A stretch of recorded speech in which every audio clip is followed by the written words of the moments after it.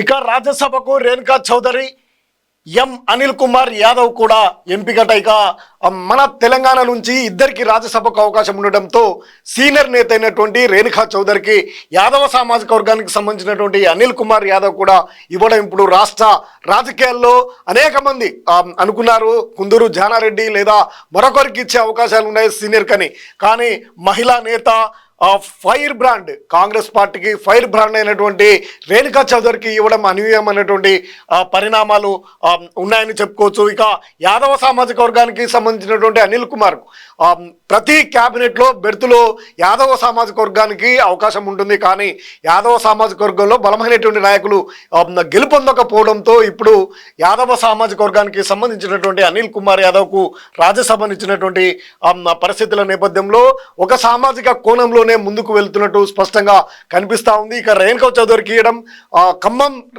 జిల్లాలో ఉన్నటువంటి లోక్సభలకు మాత్రం క్లియర్గా అయినట్లు కనిపిస్తా ఉంది.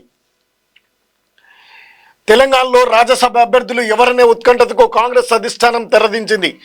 తెలంగాణ నుంచి కేంద్ర మాజీ మంత్రి రేణుకా చౌదరి, మాజీ ఎంపీ అంజన్ కుమార్ యాదవ్ కుమారుడైనటువంటి సికింద్రాబాద్ డీసీసీ అధ్యక్షుడు అనిల్ కుమార్ యాదవ్ పేర్లను ఖరారు చేసింది.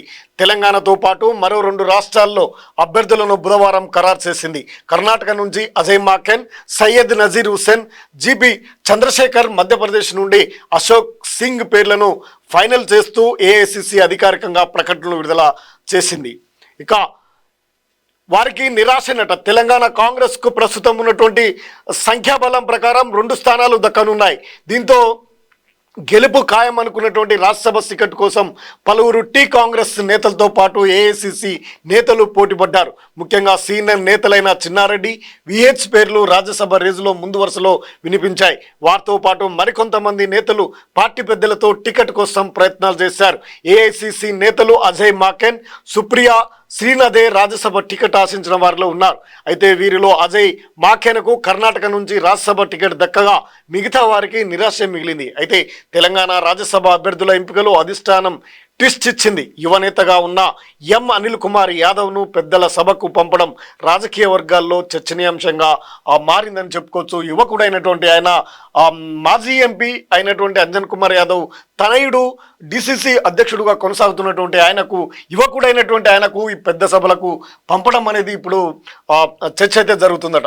రేణుకా చౌదరి రాజ్యసభ దక్కడంతో ఖమ్మం లోక్సభ బరిలో ఎవరుంటారనేది హాట్ టాపిక్గా మారింది. ఖమ్మం టికెట్ కోసం రేణుకా చౌదరి దరఖాస్తు లేనప్పటికీ ఆ స్థానం తనమదే అని గతంలో ఆమె చేసినటువంటి వ్యాఖ్యలు సంచలనం రేపాయి.